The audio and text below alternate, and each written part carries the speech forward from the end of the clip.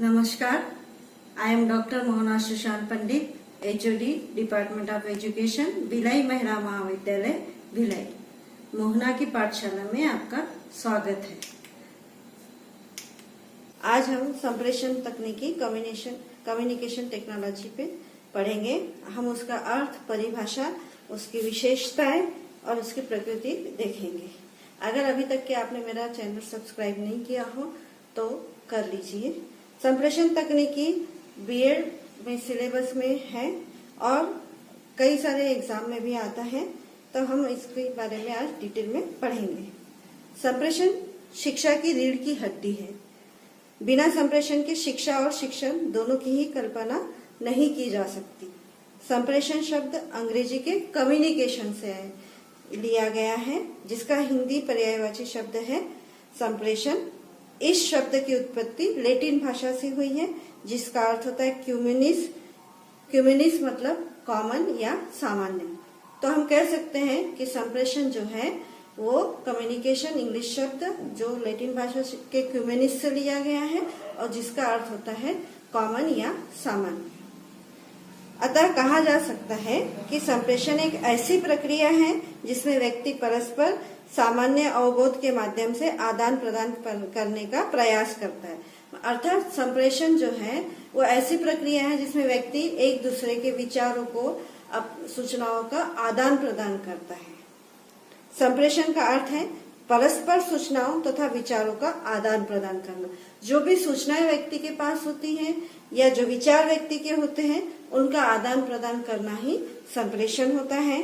संप्रेषण में एक व्यक्ति अपने ज्ञान, हाव भाव, मुख मुद्रा तथा विचारों आदि का परस्पर आदान प्रदान करते हैं। अर्थात हम कहते हैं कि संप्रेषण क्या होता है। संप्रेषण में एक व्यक्ति जो उसके पास ज्ञान है, जो उसको वो दूसरों को देता है अपने हाव भाव के द्वारा, अपने मुख मुद्राओं के द्वारा या अपने विचारों के द्वारा, जो आदान प्रदान करता है जिन सूचनाओं का या अपने विचारों का, उसे हम संप्रेषण कह सकते हैं। और संदेशों को समान तथा सही अर्थ में समझने और प्रेषण करने का उपयोग करते हैं। हाव भाव, मुख मुद्रा, ज्ञान, विचारों का, संदेशों का सही अर्थों में समझने और प्रेषण करना। कम्युनिकेशन संप्रेषण का सबसे महत्वपूर्ण पार्ट ये है कि आप जिस अर्थ में उसको देना चाहते हैं अगले को, वो उस अर्थ में उसको ग्रहण करे, तो वो सही कम्युनिकेशन होता है। संप्रेषण प्रेषण करने की, विचार विनिमय करने की, अपनी बात दूसरों तक पहुंचाने की और दूसरों की बात सुनने की, विचारों, अभिवृत्तियों, संवेदनाओं तथा सूचनाओं एवं ज्ञान के विनिमय करने की एक प्रक्रिया है। अर्थात संप्रेषण में कई चीजें हैं, जैसे कि विचार विनिमय है, अपनी बात दूसरे तक के पहुंचाना, दूसरों की बात भी हमको सुननी है, उनके विचारों को, अभिवृत्तियों को, अपनी संवेदनाओं को तथा सूचनाओं को दूसरे तक के पहुंचाना। इन सब चीजों को जिसमें, इन सब प्रक्रिया को जिसमें लिया जाता है वो होता है संप्रेषण। संप्रेषण तकनीकी कम्युनिकेशन टेक्नोलॉजी। संप्रेषण शिक्षा की रीढ़ की हड्डी है। संप्रेषण क्या है? शिक्षा की रीढ़ की हड्डी। इसका अर्थ अगर हम समझें तो संप्रेषण को इंग्लिश में कम्युनिकेशन कहा जाता है, जो लैटिन भाषा के क्यूमेनिस से लिया गया है, जिसका अर्थ है कॉमन या सामान्य। अर्थात संप्रेषण का अर्थ है परस्पर सूचनाओं तथा विचारों का आदान प्रदान करना। यह है इसका अर्थ। तो एडरसन ने इसको और क्लियर करते हुए इसके अर्थ को बताया है कि संप्रेषण एक गत्यात्मक प्रक्रिया है। संप्रेषण क्या है? एक गत्यात्मक प्रक्रिया। गत्यात्मक से तात्पर्य चलते रहने वाली प्रक्रिया है, कंटिन्यूअसली चलते रहती है संप्रेषण की प्रक्रिया, जिसमें व्यक्ति चेतनतया अथवा अचेतनतया दूसरों के संज्ञात्मक ढांचे को सांकेतिक, हाव भाव आदि के रूप में उपकरणों या साधनों के द्वारा प्रभावित करता है। संप्रेषण क्या करता है? चेतन या अचेतन द्वारा या अपने हाव भाव के द्वारा अपने उपकरण या साधनों द्वारा प्रभावित करता है। तो यह है इसका अर्थ, संप्रेषण का अर्थ।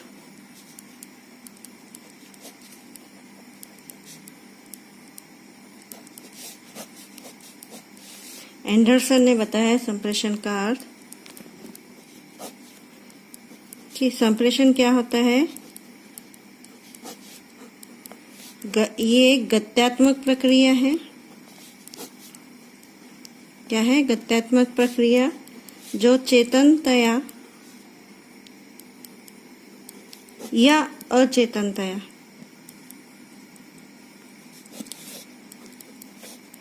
संज्ञानात्मक ढांचे को सांकेतिक रूप में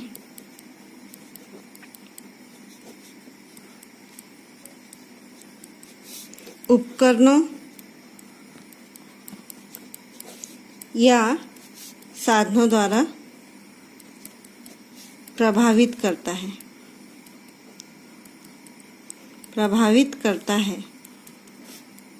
क्या कहा है संप्रेषण का अर्थ एंडरसन ने? कि संप्रेषण एक गत्यात्मक प्रक्रिया है जो चेतनतया या अचेतनतया संज्ञानात्मक ढांचे को सांकेतिक रूप में उपकरणों या साधनों द्वारा प्रभावित करता है।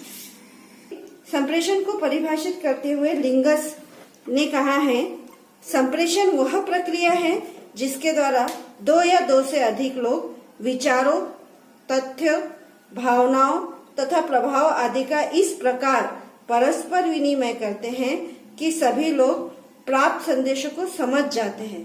संप्रेषण में संदेश देने वाला तथा संदेश ग्रहण करने वाले के मध्य संदेशों के माध्यम से समन्वय स्थापित किया जाता है। मैंने पहले ही बताया है कि संप्रेषण में आदान प्रदान किया जाता है विचारों का, ज्ञान का, सूचनाओं का, संदेशों का। तो लिगस ने इसको कहा है कि संप्रेषण वह प्रक्रिया है जिसमें के द्वारा दो या दो से अधिक लोग, एक संप्रेषण के लिए कम से कम दो लोग होने चाहिए। तो संप्रेषण वह प्रक्रिया है जिसमें दो या दो से अधिक लोग विचारों, तथ्य, भावनाओं तथा प्रभाव आदि का इस प्रकार परस्पर विनिमय करते, चाहे उनके विचार हो, उनकी भावनाएं हो, तथ्य हो, इसका इस प्रकार आपस में परस्पर विनिमय करते। विनिमय मतलब एक दूसरे को देते हैं कि सभी लोग उस संदेश को प्राप्त कर सके और समझ सके। कम्युनिकेशन के लिए ये आवश्यक है, संप्रेषण के लिए आवश्यक है कि जो आप संदेश दे रहे हैं वो अगला समझ सके, तब जाके वो कम्युनिकेशन सही अर्थों में माना जाता है।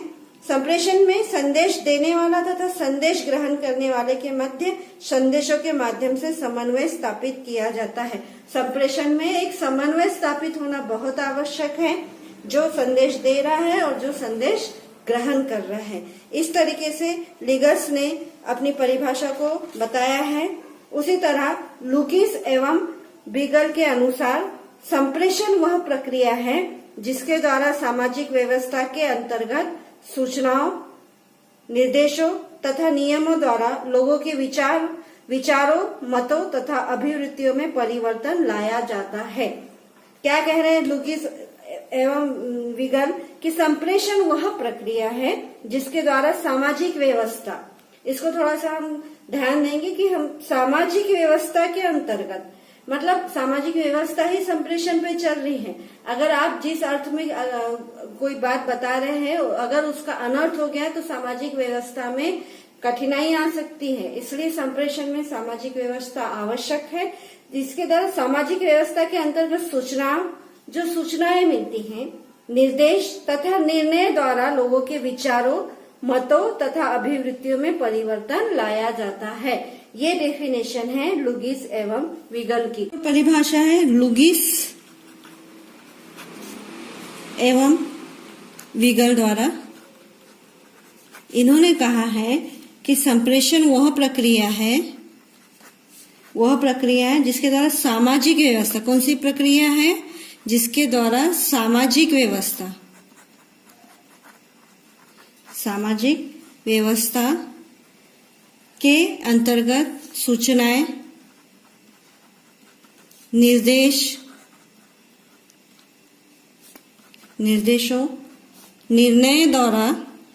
निर्णयों द्वारा लोगों के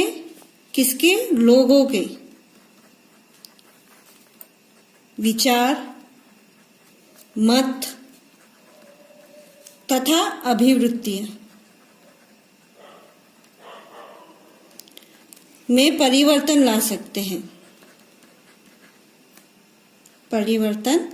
लाया जाता है।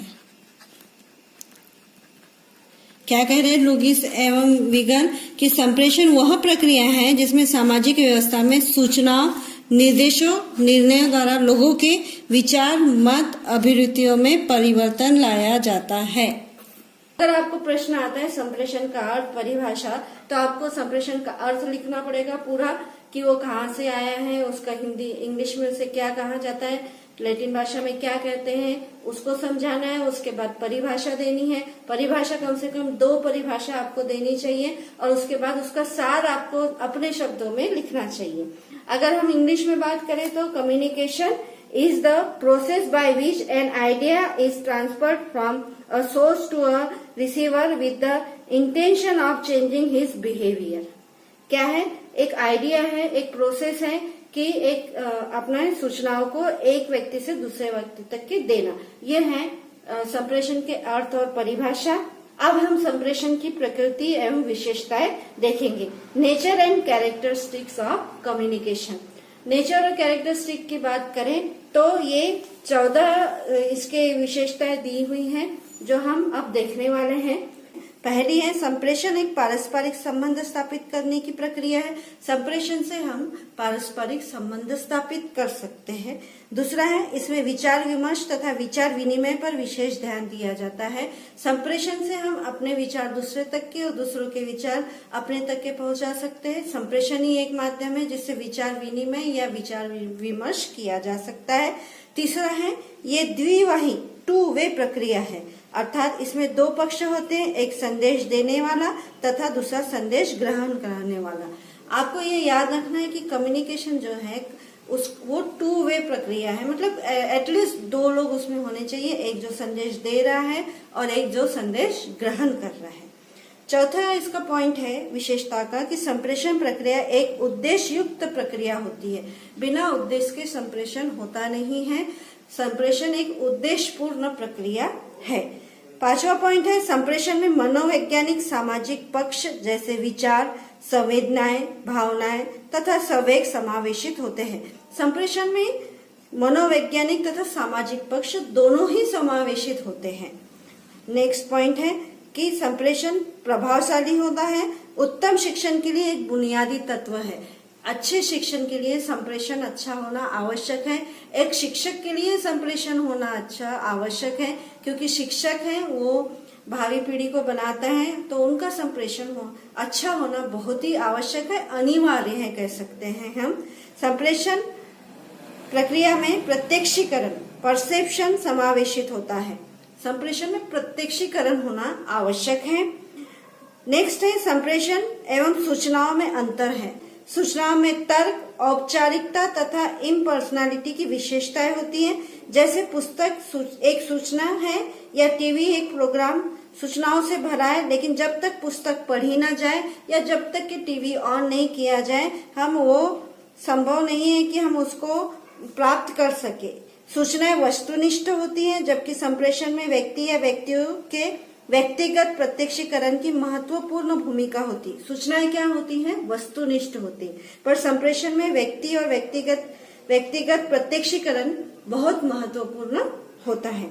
नेक्स्ट है संप्रेषण में सामान्यतः व्यक्ति उन्हीं चीजों, विचारों का प्रत्यक्षीकरण करता है जिनकी उन्हें अपनी व्यक्तिगत आवश्यकताओं, मूल्य, परकों, परिस्थिति या पृष्ठभूमि के अनुसार चाह या आकांक्षा या प्रत्याशा होती है। क्या कह सकते हैं हम कि व्यक्ति उन्हीं चीजों और विचारों पे बात करता है या प्रत्यक्षीकरण करता है जिसकी उसको आवश्यकता होती है।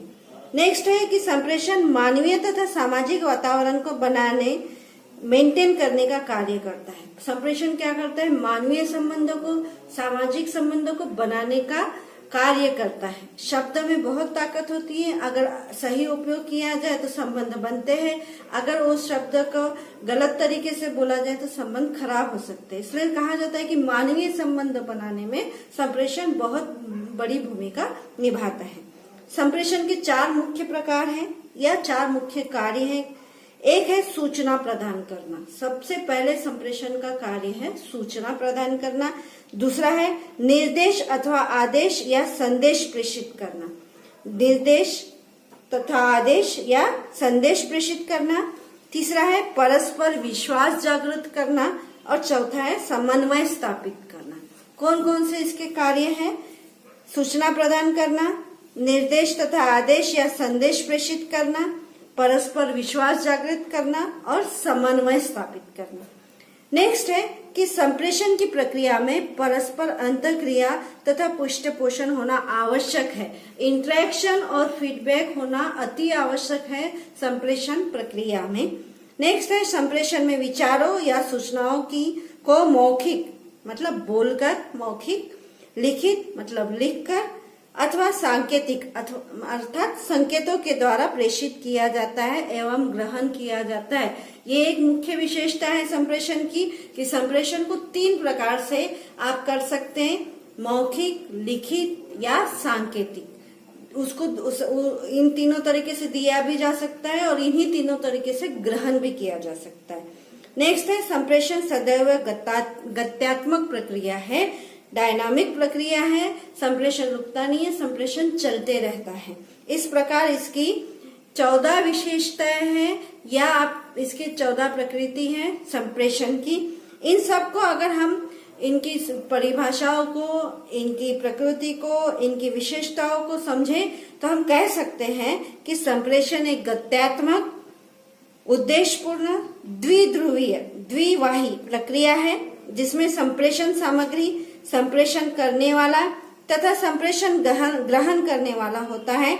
इसमें सूचनाओं तथा विचारों का संप्रेषण एवं ग्रहण लिखित, मौखिक अथवा संकेतों के माध्यम से होता है। तात्पर्य क्या है कि हमको क्या याद रखना है कि एक गत्यात्मक प्रक्रिया है और ये इनमें सूचना और विचार दिए जाते हैं और इनमें 3 तरीके से संप्रेषण हो सकता है, लिखित, मौखिक या सांकेतिक। इस तरीके से हमने अभी तक के देखा कि हमने संप्रेषण क्या होता है, उसका अर्थ क्या है, उसकी परिभाषा क्या है और उसकी विशेषता क्या है।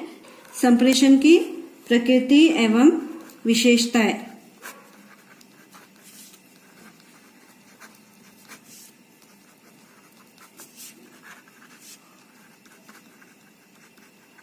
अब हम देख रहे हैं संप्रेषण की प्रकृति एवं विशेषताएं, nature and characteristics of communication. ये संप्रेषण की जो विशेषताएं हैं वो 14 बताई गई हैं। डायग्रामेटिकली हम इसको देख सकते हैं। पहली विशेषता है इसकी ये है कि ये परस्पर संबंध स्थापित करने की प्रक्रिया है। क्या है? पारस्परिक संबंध स्थापित करने की प्रक्रिया।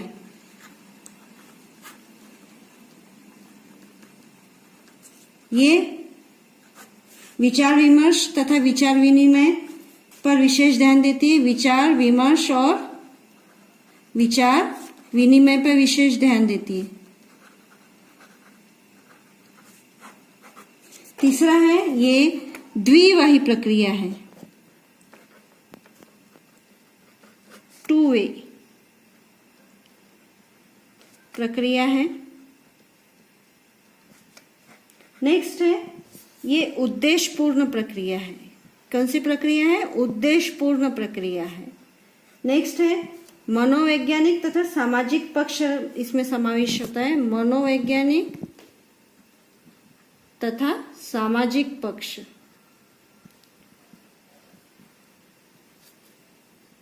नेक्स्ट है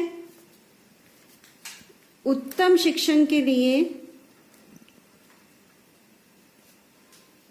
बुनियादी तत्व है संप्रेषण।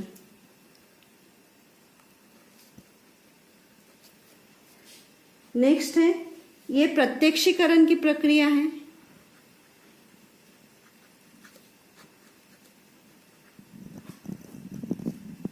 संप्रेषण और सूचनाओं में अंतर होता है।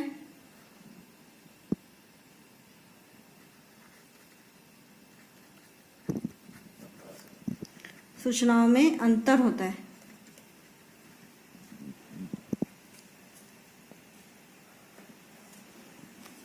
संप्रेषण व्यक्ति अपनी व्यक्तिगत आवश्यकताओं के अनुसार करता है। अपनी व्यक्तिगत आवश्यकताओं के अनुसार करता है।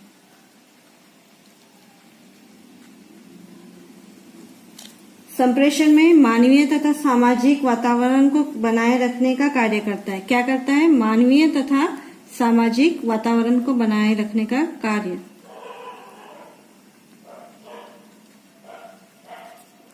को बनाना।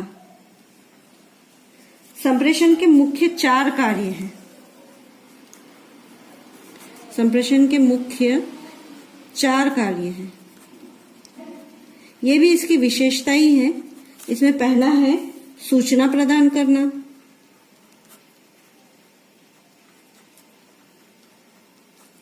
निर्देश तथा आदेश या संदेश प्रेषित करना। क्या? निर्देश या आदेश या संदेश। परस्पर विश्वास जागृत करना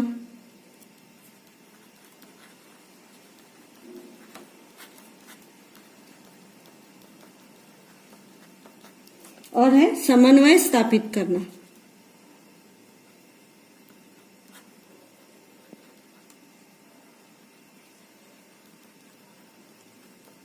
ये इसकी विशेषता है। संप्रेषण जो है उसमें परस्पर अंतःक्रिया और पृष्ठपोषण होना चाहिए। क्या होना चाहिए? अंतःक्रिया और पृष्ठपोषण। पृष्ठपोषण मतलब फीडबैक। संप्रेषण जो है वो मौखिक, लिखित या सांकेतिक होता है। मौखिक, लिखित या सांकेतिक होता है। और लास्ट है कि वो संप्रेषण गत्यात्मक होता है। ये इसकी विशेषताएं हैं 14। और